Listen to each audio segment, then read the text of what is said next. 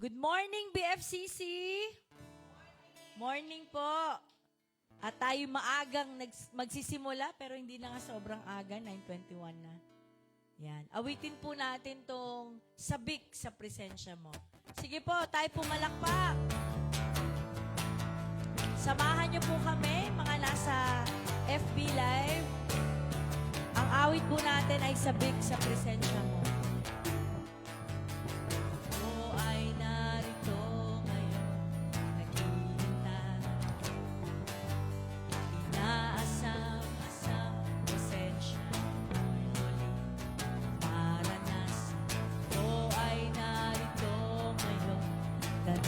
Nananabik ba kayo? Nananabik na makita, luwalhatin. Sabay-sabay po tayo, sumasayaw. Sumasayaw na nga, sa galak tumatawa. Nananabik na makita, muli mong pagbisita. Sino po? Panginoong Jesus. Malayang malaya ka, baguhin mo ang buhay ko, ito'y iyong iyo. Ulitin po natin mula sa umpisa. Sabay-sama tayong pumalakpak, sabay-sabay. Ako ay narito ngayon. Amen! Inaasam sa presensya ko'y muli. Ko ay narito ngayon, nananabik na makita, luwalhatin. Sama-sama po tayo, sumasayaw. Sumasayaw na nga, sa galak tumatawa. Opo, Panginoon, kami nananabik sa iyong presensya, O Diyos. Panginoong Jesus, malayang malaya ka, baguhin mo ang buhay ko, ito'y iyong. Sa huling pagkakataon, sumasayaw. Sumasayaw na nga, sa galak tumatawa, nananabik na makita, muli mong pagbisita.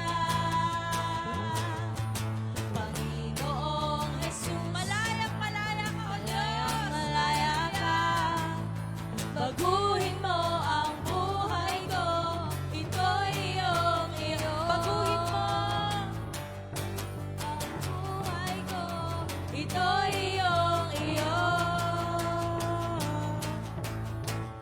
Amen. Hallelujah. Inaanyahan ko po si Brother CJ para magbukas sa atin sa isang panalangin. Let's bow our heads and feel the presence of the Lord. Heavenly Father, we come before you today with grateful hearts. Thank you for giving us this time to gather to learn and to work together. We ask for your wisdom and guidance in everything we'll do. Help us to focus, understand, and make decisions that are meaningful and aligned with your will. Bless each person here. May you grant us clarity of mind, patience, and unity.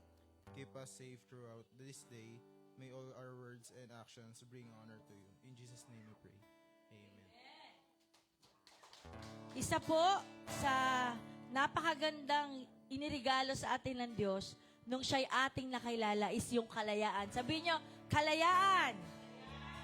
Tayo'y malaya na sa kasalanan, malaya na sa karamdaman, malaya na sa mga takot, no, at hirap ng buhay dahil alam natin na tayo'y may Panginoon. Amen? Sabayan niyo akong muling pumalakpak. Sige po.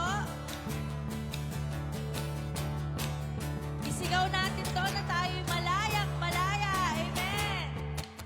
Malaya, malaya, malaya, malaya. Malaya, malaya, malaya, malaya. Minsan pa. Malaya, malaya, malaya, malaya. Malaya, malaya, malaya, malaya. Amen.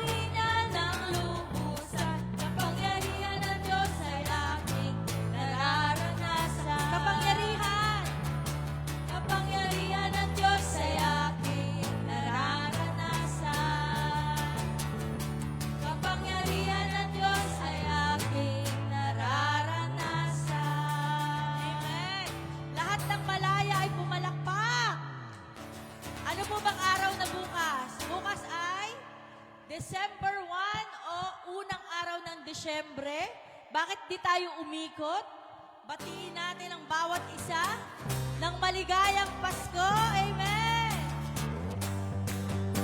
Pasko na naman, okay tuloy ng araw.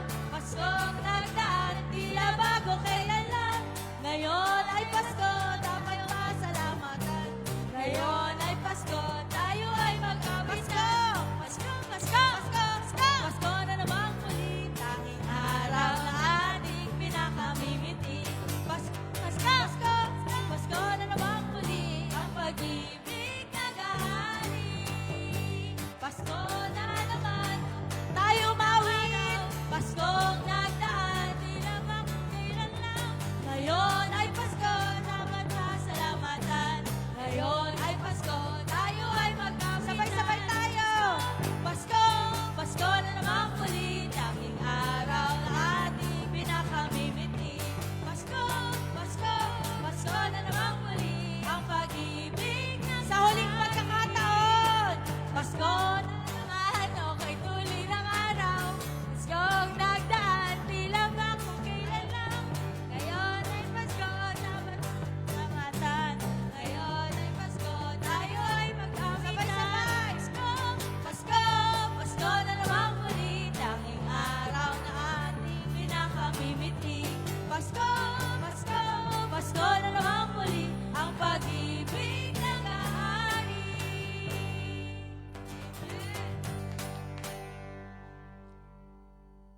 Tunay nga napakasarap magpuri sa ating Panginoon. Sama-sama po tayong umawit muli. Angkinin natin ang presensya. Imbitahan natin ang kapangyarihan ng Diyos sa umagang to. Gusto kong gawin yung panalangin.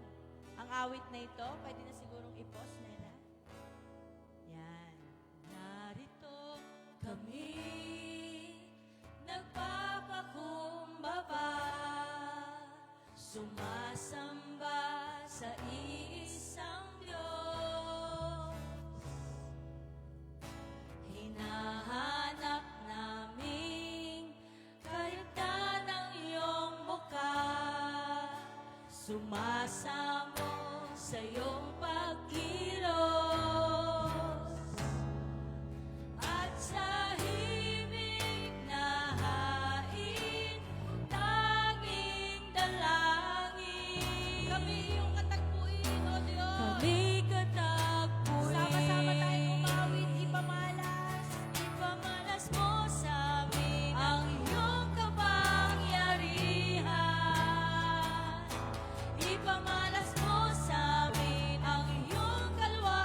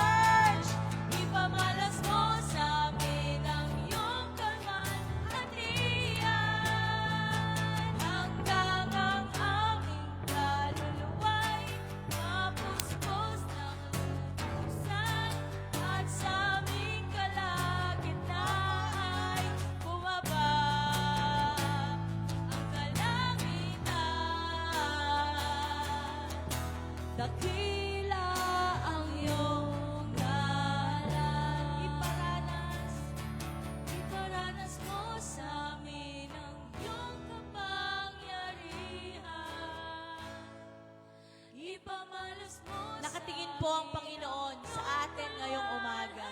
Alam niya ang sinisigaw ng inyong mga puso. Patuloy nating hilingin na tayo natagpuin ng Panginoon ngayong umaga. At sa aming kalagitnaan ay bumaba ang kalangitan. Dakila ang iyong ngalan. Dakila ang iyong ngalan. Dakila ang iyong ngalan. Tunay nga, Lord, na gawin mo pong banal mong tahanan ang aming mga puso, O Diyos, sa umagang ito.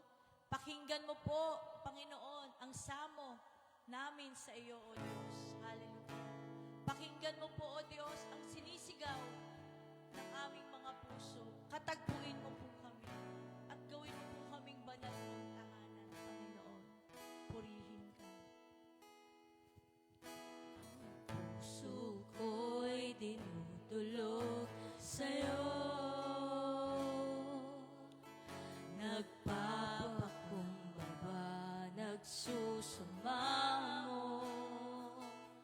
Pagindapatin mo, ikaw ay mamasdan, makaliig ka at sa'yo ay pumilisan. Minsan pa ang puso ko, ang puso ko'y dinudulog. Opo, O Diyos, sa'yo. Tinataas namin ang laman ng aming puso sa umagang ito.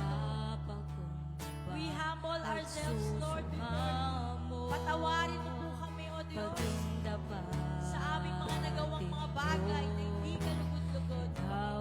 Sa iyong harapan, makaliig ka at sa'yo ay pumili. Sabay-sabay po tayo. Loobin mo ang buhay ko'y maging banal mong tahanan. Luklukan ng iyong wagas na pagsinta. Daluyan ng walang hanggang mga papurit pagsamba. Maghari ka, O Diyos, ngayon at kailan. Loobin mo ang buhay ko'y maging banal mong tahanan. Luklukan ng iyong wagas na pagsinta. Daluyan ng walang hanggang mga papurit pagsamba. Maghari ka, O Diyos, ngayon at kailanman. Sa sarili po nating tinig, hahayaan kong bawat isa na magsambit ng inyong papuri sa ating Diyos. Huwag po tayong mahiya, isigaw natin kung gaano kabuti ang Panginoon, kung gaano siya katapat sa inyong mga buhay. Hallelujah! Ang buhay namin ito, O Diyos, inaalay namin sa iyo. Loobin mo, Panginoon, na kami maging banal mong tahanan. Ikaw po ang makita sa amin, Panginoon. Purihin ang iyong kadakilaan, purihin ang iyong katapatan.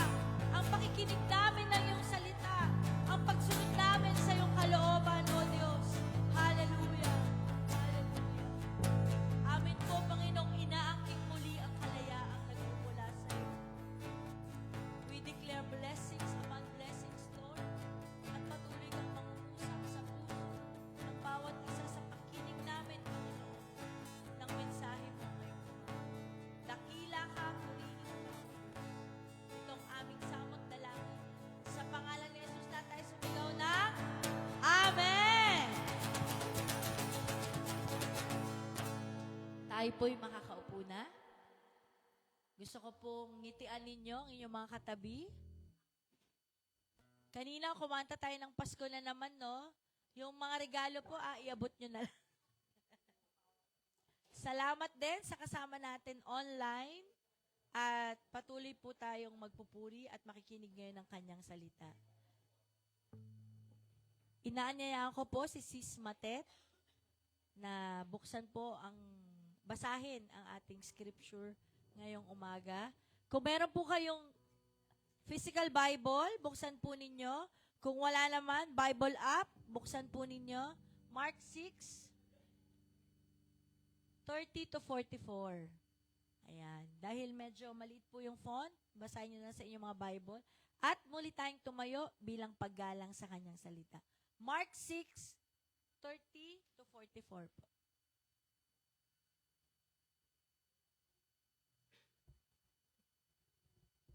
Mark 6 po, 30 to 44. 30.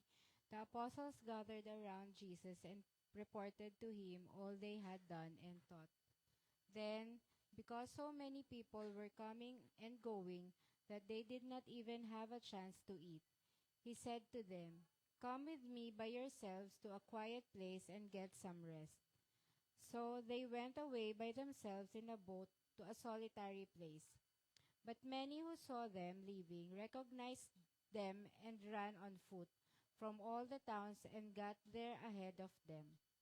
When Jesus landed and saw a large crowd, he had compassion on them, because they were like sheep without a shepherd. So he began teaching them many things. By this time it was late in the day. So his disciples came to him.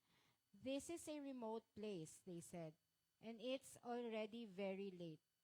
Send the people away so that they can go to the surrounding countryside and villages and buy themselves something to eat." But he answered, "You give them something to eat." They said to him, "That would take more than half a year's wages. Are we to go and spend that much on bread and give it to them to eat?" "How many loaves do you have?" he asked, "and go and see." When they found out, they said, 5 and 2 fish. Then Jesus directed them to have all the people sit down in groups on the green grass. So they sat down in groups of hundreds and fifties. Taking the 5 loaves and 2 fish and looking up to heaven, he gave thanks and broke the loaves. Then he gave them to his disciples to distribute to the people. He also divided the 2 fish among them all. They all ate and were satisfied. And the disciples picked up 12 baskets full of broken pieces of bread and fish. The number of the men who had eaten was 5,000. Thanks be to God.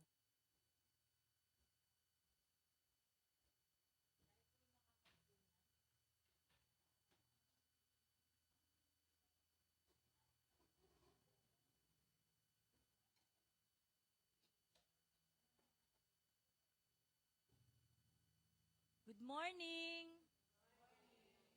Napakaganda po ng kwentong ito sa Mark 6. At mapalad po tayo na meron tayong napakagwapong tagapagturo ngayong umaga. Sabi nga kahapon sa seminar na inatinan namin, hindi raw lahat ng gwapo nag-artista, yung iba nagpastor. Wow! Mapalad po ang pamilyang ito na magkaroon ng isang Kuya Josh para magturo ngayong umagang ito. At alam ko na yung mga bagay po na nangyari sa aming buhay bilang isang pamilya, masakit na nawala po si Pastor, pero marami pong buhay ang biglang nilayon niya na tumayo at maglingkod, kapalit nung pagkawala ni Pastor. Kung tutuusin, ayaw po nating maganap yon dahil mahirap talaga. Pero ang Diyos ay mabuti at tapat. Amen? Amen. Kaya ngayon, mapalad po tayo. Pakinggan po natin ang mensahe ng Panginoon mula kay Brother Joshua Noel del Rosario. Buong buo.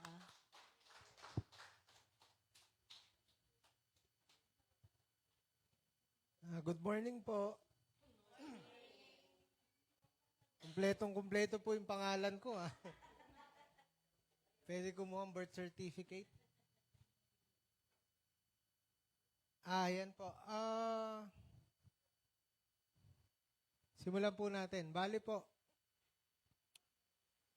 At nandito na yung sagot. Nakita nyo na eh.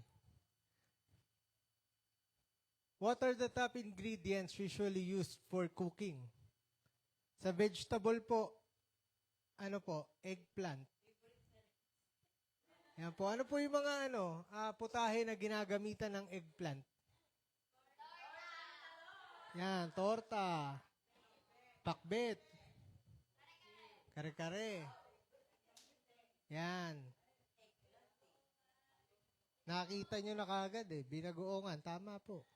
Sa fruit po, coconut. Ano po yung mga ginagamitan ng gata? Ayun, chicken curry, Bicol Express, laing, adobo. Ayun po, buko pandan, buko pay, nakakagutom po, no? Sa seed naman po, black pepper. Ano po ang ginagamitan? Halos po lahat may black pepper. Yan, steak. Yan, lahat po meron. Sa grain naman po is rice. Sa rice po, kanin, sinangag. Glutinous rice po, ano po pinagagamitan? Yun, bilo-bilo. Yun, bibingka. Yun po, malagkit. Ano po sa malagkit? Lugaw, champurado. Yan. Sa meat po, pork naman, ang pinakasikat na ginagamit. Ano po ang pinaggagamitan ng pork? Lahat ng may pork. Tama po. Pinakasikat po, lechon, tsaka sisig. Yan. In today's modern culinary style, the said ingredients can be used in different ways and in different types of food. Flexible and widely used in any type of dishes worldwide. But here in our story, in Mark 6:30-44, the apostles realized that they do not have enough supply to satisfy the people who follow them. Now, as Christians of today, ito po ang tanong natin. What will you do when what you have isn't enough? Ano po ang gagawin natin? Kung ano yung meron tayo ay hindi sapat. Ito po yung storya about feeding 5,000. Dami po niyan. Isipin nyo, 5,000. The disciples returned, exhausted from ministry. Jesus invited them to rest, but the crowds followed. Instead of irritation, Jesus responded with compassion. Come with me and get some rest. When the disciples saw a problem, Jesus saw an opportunity. The disciples saw limitations. Jesus saw multiplication. In this miracle, Jesus teaches us what He can do when we place our little in His hands. Part po ng love is compassion. The definition po ng compassion, ito po, nakita ko lang. Basahin po natin. Compassion.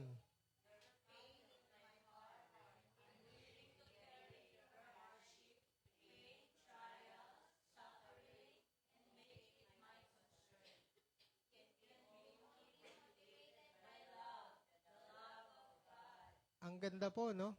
Maganda na mabigat kung ikaw yung nandyan sa sitwasyon na yan. Your pain in my heart. Lahat ng kabigatan po dinadala natin. Baga, dadalin ko. Ako ang magdadala nito para sa iyo. Ganyan po tayo kamahal ni Lord. Diba po? Your pain in my heart.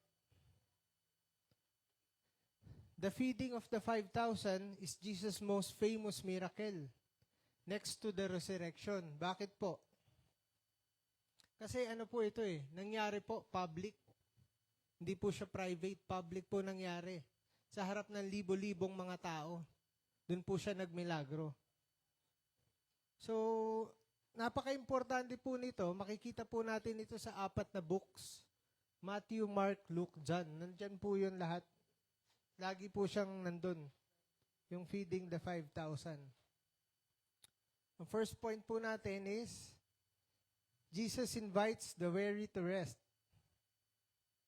The apostles gathered around Jesus and reported to him all they had done and taught.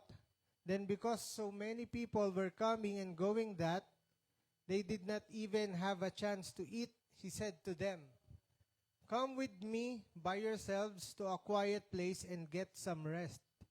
So they went away by themselves in a boat to a solitary place. Disciples returned exhausted from ministry. The apostles returned after a season of ministry, tired, drained, and emotionally heavy after the news of John the Baptist's death. Jesus doesn't push them harder. He invites them, "Come with me and get some rest." Sabi niya po sa Tagalog, "Sumama kayo sa akin at mamahinga sandali." They were spiritually high but physically empty. Pinapakita po dito ang dalawang bagay. Jesus values rest as a part of spiritual life. Ang rest po o pagpapahinga ay disenyo po ng Diyos. Nung ginawa po ni God ang mundo, nagpahinga po siya sa 7 araw.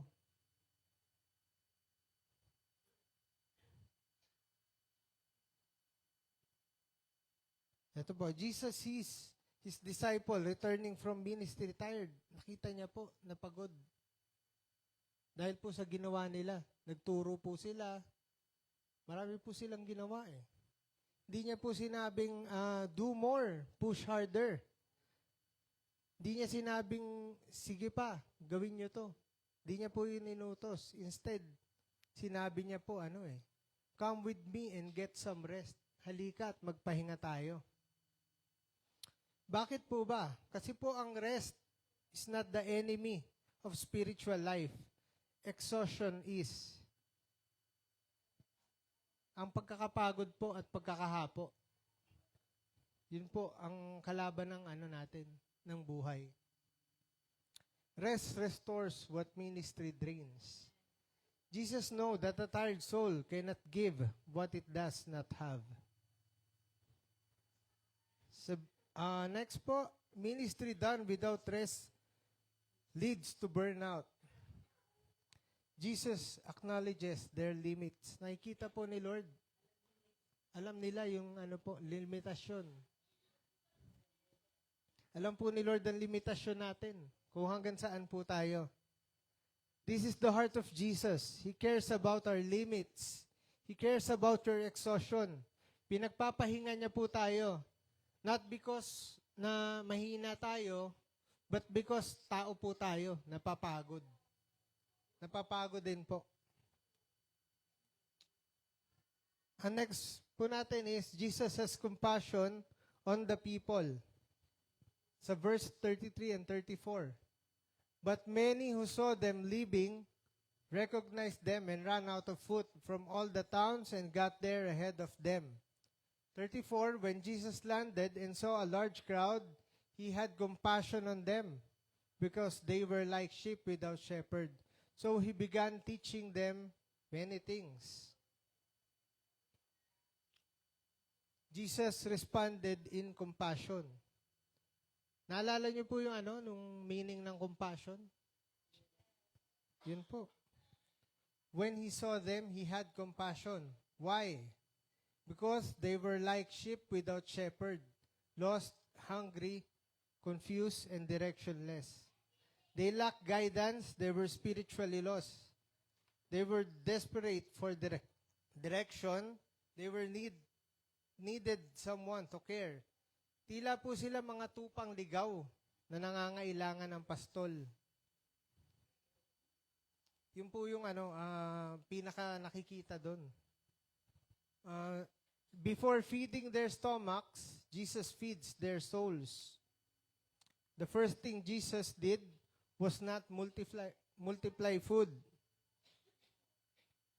Hindi ang pagpaparami po ng pagkain ang una niyang ginawa. Nagturo po muna siya ng maraming bagay. Ito po, compassion sees the deepest hunger is spiritual. People need truth more than bread. The word feed the soul. And teaching is an act of love. Before filling their stomachs, He filled their souls. Inuna po ni Lord na pakainin muna ang kanilang mga kaluluwa bago ang kanilang katawan lupa. Ito po, Jesus doesn't only care about our physical needs. He cares about our spiritual direction. Compassion includes truth, not just kindness. Third po, the disciples see a problem. Jesus sees an opportunity. Sa verse 35 to 37. By this time, it was late in the day, so His disciples came to Him. This is a remote place, they said. And it is already late. Ayan po, nasa remote na lugar po sila. And late na. Masyado ng gabi. Send the people away so that they can go to the surrounding countryside and villages and buy themselves something to eat. But He answered, "You give them something to eat," they said to Him. That would take more than half a year's wages, and we are to go and spend that much on bread and give it to them? Ganun po kalaki yung yung tao. So, kalahating taong sweldo nila. Ang katumbas nung kung bibili sila ng pagkain. Ayan po, sabi sa verse 35, it's late. The place is remote. The crowd is huge. The disciples' solution, send them away. Pauwiin na daw po, sabi ng mga disipulo. Ito po ang naging solusyon ng disipulo para makaiwas sila sa problema. Dahil konti lang ang pagkain na meron sila. Para mabawasan po ang kanilang responsibilidad. Kung kayo man po nandun, nakita nyo, sumunod sa inyo 5,000 tao. Meron lamang kayong 5 bread, tas 2 fish. Ano po isipin nyo? Pauwiin na lang natin sila. Wala tayo papakain dyan Ito po naman ang instruction ni Jesus sa verse 37. You give them something to eat. Jesus wasn't testing their logic. He was stretching their faith. The disciples look at what they lack. Jesus looked at what God could do. Hindi po logic nilang sinusubukan ni Jesus, kundi ang kanilang pananampalataya. Jesus stretches their faith beyond logic and resources. When God asks something, basahin po natin. When God asks something from you, seems impossible. He's not asking for your ability. He's asking for your ability. Yan po Tama po ba? Amen po ba?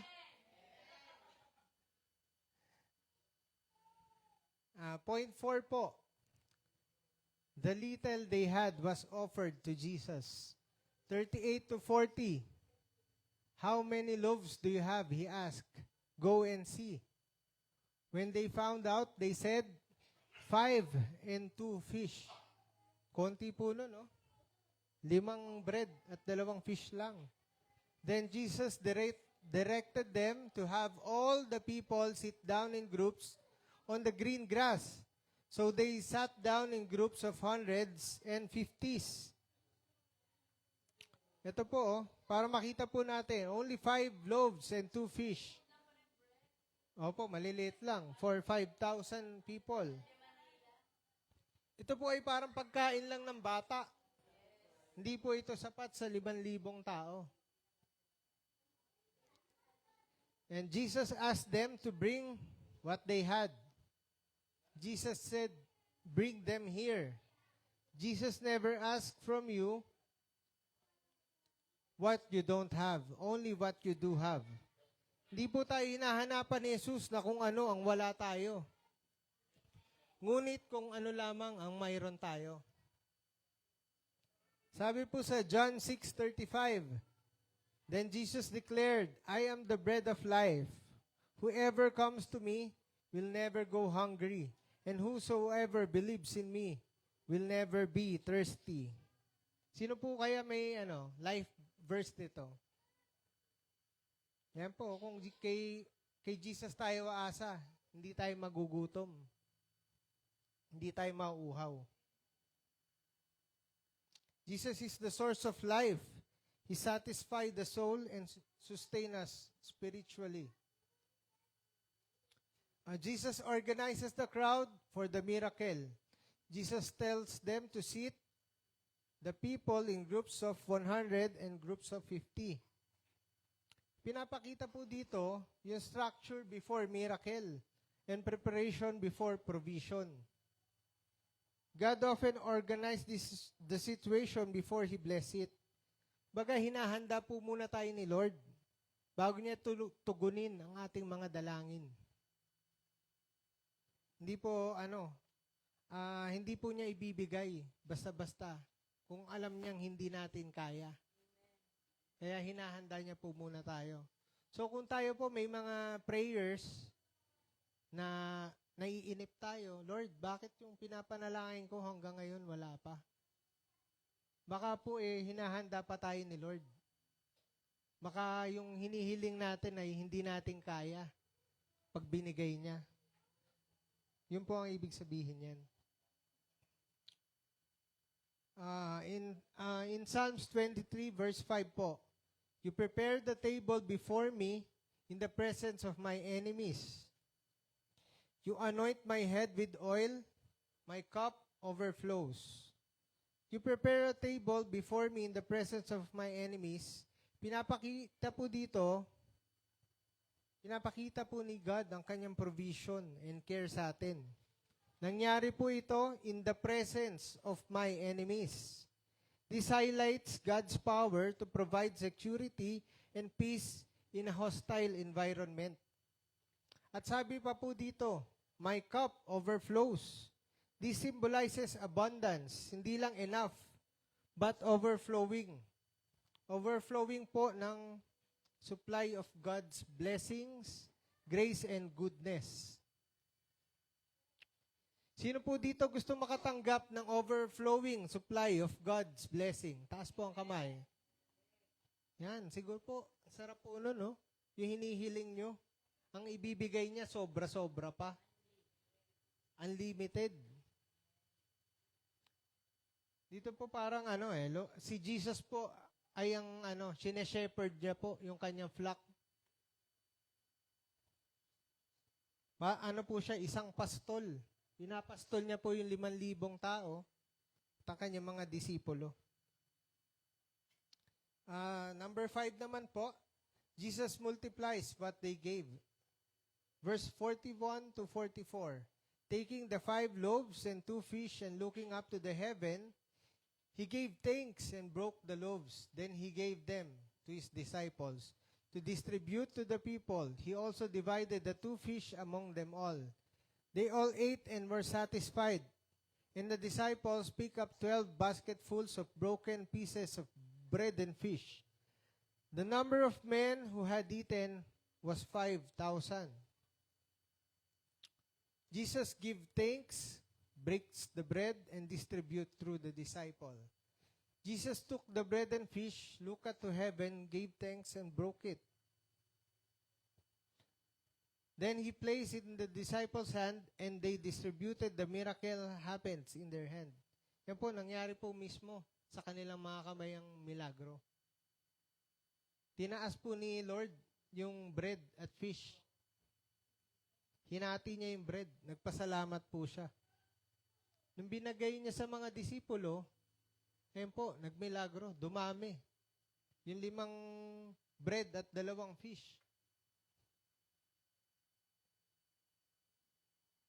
Jesus is the source, but the people are the channels. God chooses to work through us. Kung tutuusin po, hindi na tayo kailangan ni God eh. Pero pinili niya po tayo. Kung tutuusin, kaya niyang paulanin ng mana galing langit. Kaya niyang gawin yun eh. Pero ano po, He uses ordinary hands to reveal extraordinary power.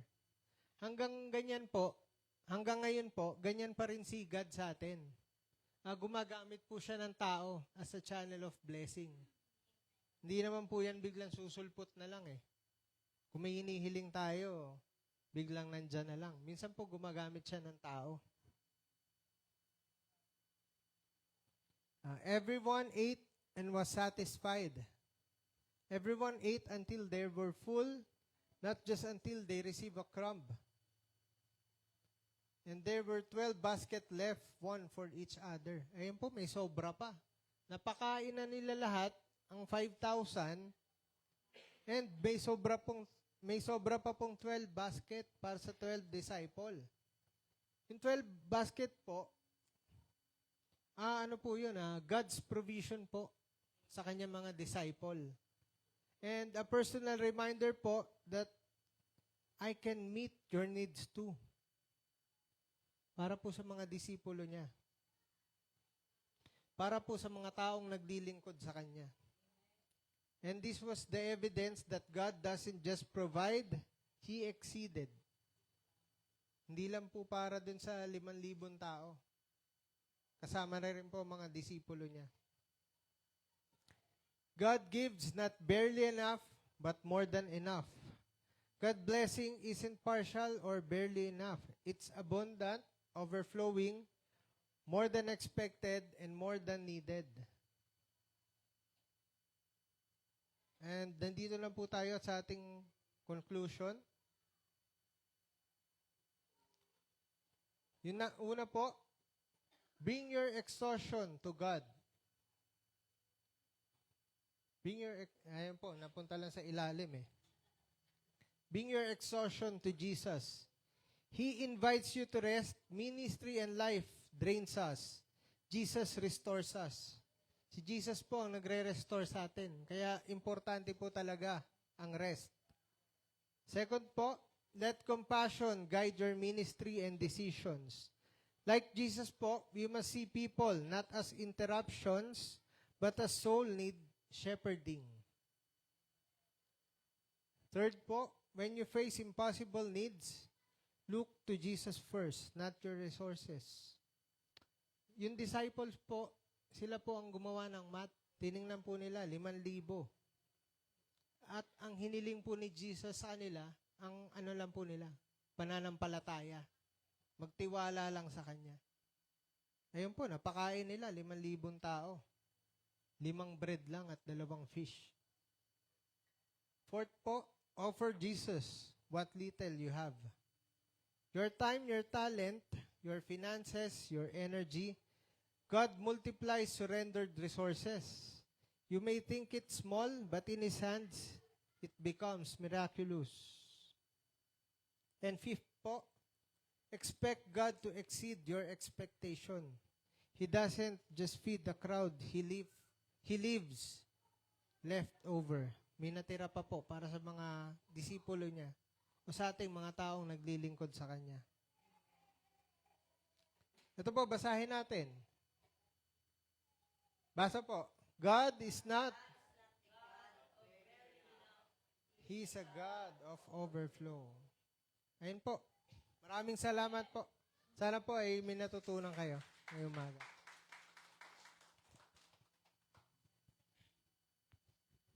Isang malakas na palakpak para sa ating Diyos na buhay. Amen. Alam niyo kung bakit may numbers po ito? Sa totoo lang, yung 5,000, ang binilang lang doon ay yung head of the family or mga kalalakihan. Dahil noong panahon nila, hindi po kasama sa bilang ang mga kababaihan. Lalaki lamang yon. So, inaasahan natin na yung binigay na 5,000 dito ay mas marami pa sa actual na dami. Ngayon, bakit may number? May 5,000, may 5 breads, at saka 2 fish? Dahil ang tao mahilig tumingin sa bilang. So, in-specify talaga dito na ang napakain ng 5 tinapay at 2 isda ay higit sa 5,000. Sinong gusto ng 5,000? Higit pa ang kayang ipagkaloob ni Lord. Amen? Nalingon sa akin, serious yung 5,000? Mga kailangan ka, inaanak ka. Talagang sa Diyos lamang. Amen? Pwede nating At hindi lang yun ang ino-offer niya. Hindi lang provision, compassion, rest, restoration. Amen? Kaya lahat ng pagod, lahat ng nangangailangan, lahat ng nawawalan ng pag-asa, tayo tumayo at tayo muling umawit at manalangin sa Panginoon. Awitin natin tong banal mong tahanan dahil alam natin na wala nang hihigit pa kundi sa presensya ng Panginoon sa ating buhay. Amen.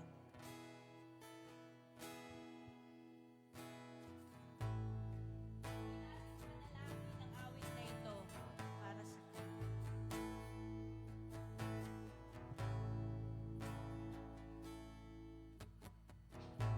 Ito dino ang puso.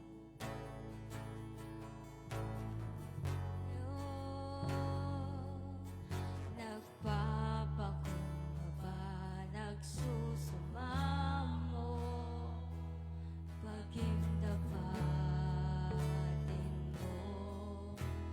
Ikaw ay mamasdan, makaniig ka at sa'yo ay Ulitin po pumisan. natin ang puso ko.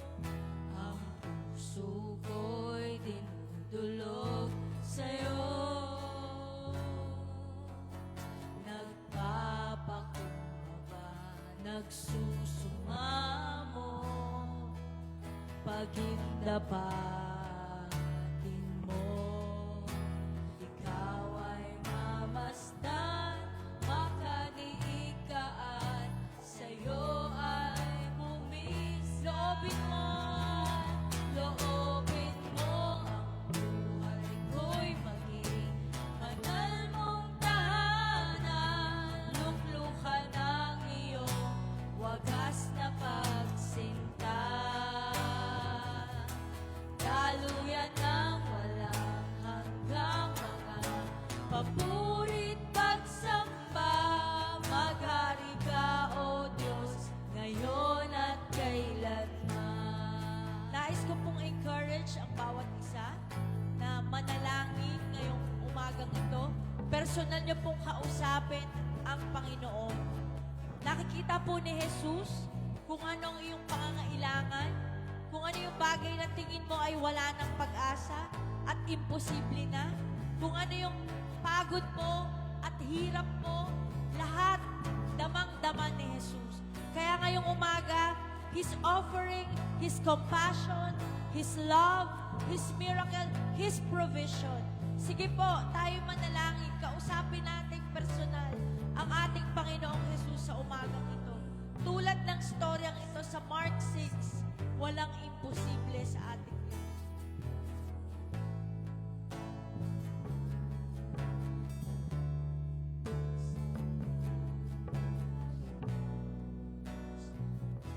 Loobin mo. Loobin mo. Ako'y maging banal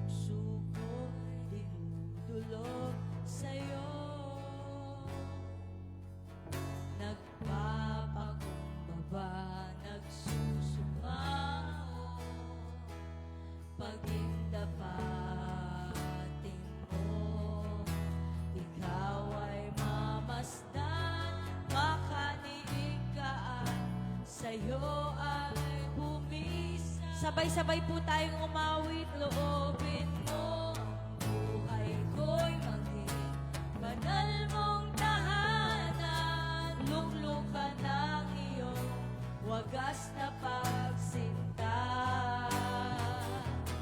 Daluyan ng walang hanggang mga papurit pagsamba. Maghari ka, O Diyos, ngayon at kailanman. Maghari ka, O Diyos, ngayon at kailanman. Maghari ka, O Diyos, ngayon at kailanman. Patuloy po tayong nasa pananalangin. Habang nagpe-pray po ako kanina, habang tayo umaawit, the Lord impressed to me. May mga kapatiran po dito na natatakot maglingkod dahil akala nila papabayaan sila ng Panginoon.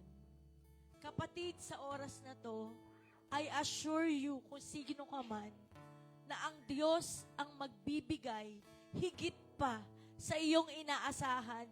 Tugunin mo lang yung pagkatawag ng paglilingkod. Lord, right now, we're praying, Lord, doon sa mga kapatiran namin, na inimpress mo, Lord, na mga may fear of serving you. May takot po sila na tugunan yung pagkatawag mo sa kanila dahil sa kanilang mga dinadalang obligasyon. Pero ngayon, Lord, sa pakikinig namin sa iyong salita, ipinakita mo sa amin, higit pa sa kaya naming isipin ang kaya mong ibigay. Sobra-sobra, O Diyos, ang kaya mong ipagkaloob. Kaya, Lord, pinagkakatiwala namin ang aming buhay sa iyo. Kami po'y handang maglingkod sa iyo, Panginoon. Handa po kami, Panginoong, tugunan ang pagkatawag mo sa amin. Salamat, Lord, sa paghipo mo sa aming mga kapatid. Alisin mo po yung aming pag-aalala.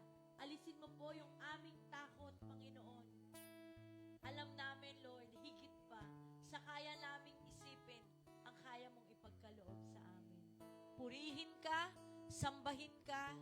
Salamat, O Diyos, sa pangungusap mo sa aming mga puso. Salamat sa assurance, Lord. Nakita namin na you have compassion. Gusto mo kaming pagpahingahin. Gusto mong i-restore yung strength, Lord, yung pagod namin, pagkat alam namin na ikaw ang higit na may magagawa sa aming mga buhay. Salamat, Lord, inaangkin namin ang pangako mo sa bawat isa. Deuteronomy 31:8 says, I'll go before you, and I will go with you. I will never leave you, nor forsake you, so do not fear. Salamat sa pangako mo, Panginoon. Salamat po. At ang lahat ng anak ng Diyos ay pumalakpak ng malakas at sumigaw ng Amen. Amen. Tayo po'y makakaupo muna, and we can also get our tithes envelope habang tayo po ay nasa announcement. Si Ninong Mac muna sa announcement? Or, yan, meron po tayong, Ninong Mac, papindot na lang yung laptop. Every Thursday po, meron tayong online prayer meeting. Ito po ay full online kasamang intercessory ministry. Huwebes po yan, 7:30 ng umaga. Kung hindi naman po kayo makakasama, pwede po kayong mag-PM ng inyong mga prayer request at kami ay kasama niyong mananalangin. Every Thursday po yan. Pakicontact na lang si Ate Tess via Messenger. Women's Bible Study, kami po ay nagkikita-kita tuwing huling Biyernes ng buwan sa bahay po nila Doktora Evelyn at Kuya Obet Gamboa sa number 18 Bias Street. At meron na po kaming existing na small groups na nagmi-meet naman weekly. So yung mga kababaihan dyan na interesado, pwede po kayong lumapit kay Doktora Evelyn para po sa schedule. Kids Bible Study, Damang-dama nyo naman ang mga kids dahil ang ingay nila. Nagaganap po yung kasabay natin sa likod po sa office. Kung meron po kayo mga pamangkin, anak, apo, ages 3 hanggang 12. Pasok po yan sa ating kids ministry. Youth and Young Pro, ages 13 to, bahala na kayo. Basta single po ito. At mga youth. Meron po silang Bible and Chill every Friday. Full online po ito, alas 8 ng gabi. Sa mga interesado pong makasama ang inyong mga pamangkin, kapatid, kaibigan, anak, yan. Pakilapitan lang si Brother Renz, Ate Tisha, and Kuya Mac. Eto na, sabi mo sa katabi mo, December 14, BFCC Christmas Party. Ito po ay gagawin sa St. Ambrose School. Sa Caloocan po ito, pero may provided po ang church na free vehicle or van service. Makipag-coordinate na lamang po sa paglilista ng mga gustong makisabay. Ito po ay libre. Kausapin lamang po si Sister Irene para sa listahan ng pwedeng isakay. 2 van po ang aming inihanda. Pero kung kayo naman po ay may sasakyan, makipag-ugnayan na lang din po kay Kuya Renz or Kuya Josh sa address ng ating Christmas party. Meron po tayong itinalagang kasuotan. Ang outfit po ay accessorize or anong kakalagay natin? Enhance your attire with touch of gold. Pwedeng 18K, pwedeng 14K po. Whether through accent or accessories. Pwede namang nasa sa inyo. Gold hat, headband, yan, belt. At yan po ang ating theme sa ating Christmas party, the gift of God's love. Anong dadalhin po ninyo sa Christmas party? Alam niyo po ba? Dadalhin nyo lang inyong mga sarili, magbihis ng maganda, at sama-sama po nating isi-celebrate ang kabutihan ng Diyos sa Kapaskuhan. At kung meron pang hindi nagpapalista dahil binibilang po namin yung actual head count, lapit na lang po kay Sis Irina sa ushering push.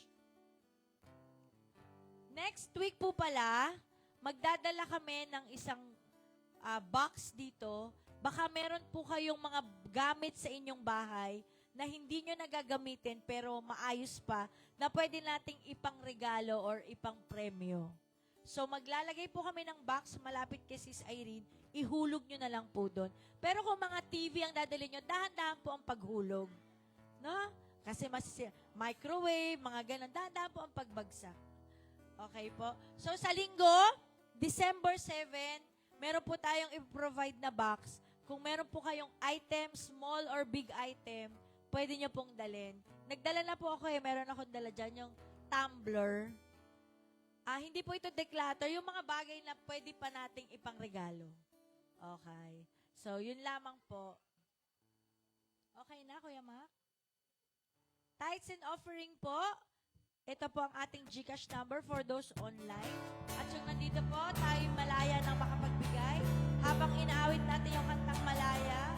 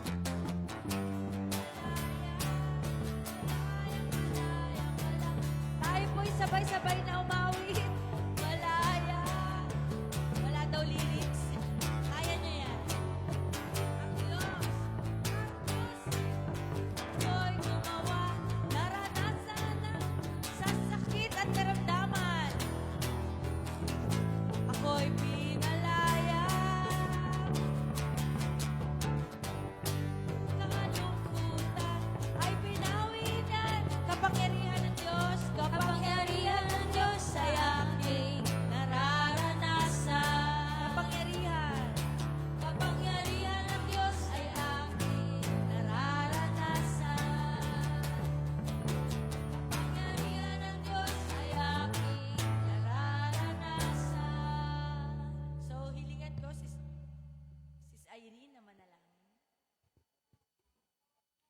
Sige po, basahin ko muna po yung verse sa 2 Corinthians 9:7. Each of you should give what you have decided in your heart to give, not reluctantly or under compulsion, for God loves a cheerful giver. Let's pray po. Pinupuri ka namin, Lord. Thank you, Lord, for all the financial provision na pinagkaloob mo po sa amin sa buong week. Patuloy mo po, Lord, i-bless lahat sa kanilang mga work, business, maging sa kanilang pang-araw-araw na pangangailangan. Salamat po, Lord, sa lahat ng nag-tithes and offering. Dalangin ko po, Ama, na patuloy niyo po bigyan ng guidance ang bawat ministry, na ikaw lang po, Lord, ang maitaas and magamit ang mga offering sa pagsulong ng iyong kaharian. Thank you, Lord, for all steadfast love and mercy on us. In Jesus' mighty name we pray. Amen. Upo muna tayo sandali. Nakalimutan ko ibigay yung oras ng Christmas party. Baka 4 a.m. nandun na po kayo. Wala pa pong tao sa school. So, 3 p.m. po. Alas 3 ng hapon, ang ating pong Christmas party sa St. Ambrose Grade School of Manila. Yan po ay along sa Barter Road. So, lahat po ng magtatanong ng address at magpapalista sa van, lumapit na lang po kay Sis Irene na nasa ushering table. May pa-shoutout po tayo para sa kasama natin online. Binabati ko po ang Yalong family, si Kuya Russell Haranilla, Tito Oscar, Tita Rona, hello po. Miguelito, Kuya Miguelito Cuson del Rosario.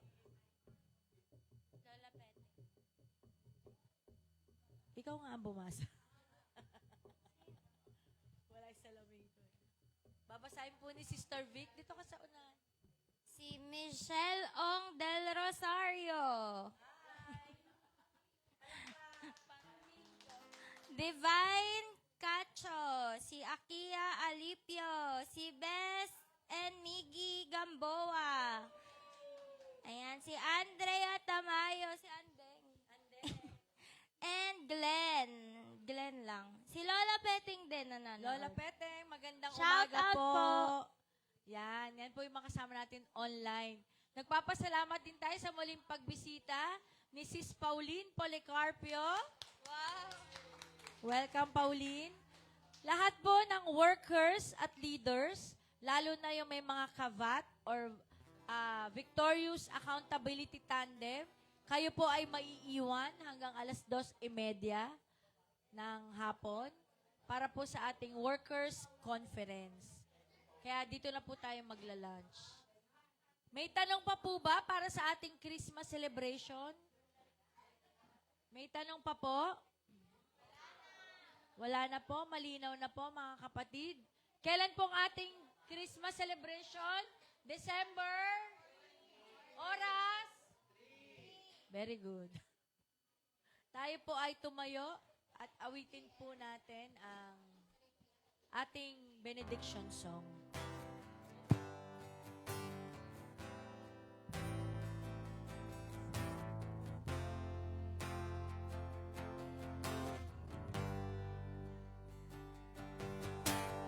Now unto him who is able to keep you from falling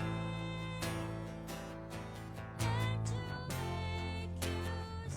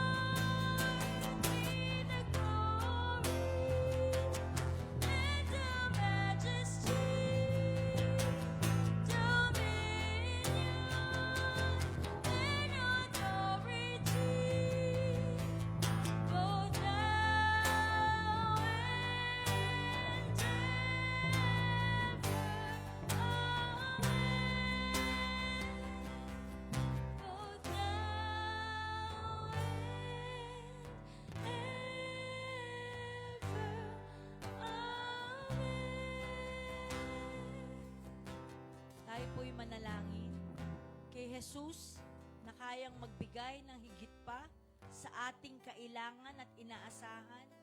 Kay Jesus na handang magmahal at magbigay ng kapahingahan sa atin. At kay Jesus na handang magtanggal ng ating mga takot, alalahanin, at pagtibayin sa atin na ang pag-ibig niya ay sapat at higit pa para sa ating buhay. O Diyos, lahat ng papuri, lahat ng kaluwalhatian, aming iniaalay sa iyo. Lahat po, Panginoon, ng aming lakas, oras at talino, ibinibigay namin upang maging lingkod mo. Nawa, ikaw po ang magpala, gumabay, magpagaling, magpalakas sa bawat isa. Salamat, O Diyos, sa iyong walang sawang at walang pasubaling pag-ibig sa aming lahat. Purihin ka, dakilain ka, itong aming sama-samang dalangin. Sa pangalan ni Jesus, lahat tayo magsabi ng Amen! Thank you po. Salamat din sa kasama natin online. God bless us all. So, reminder po sa lahat, kung napansin po ninyo,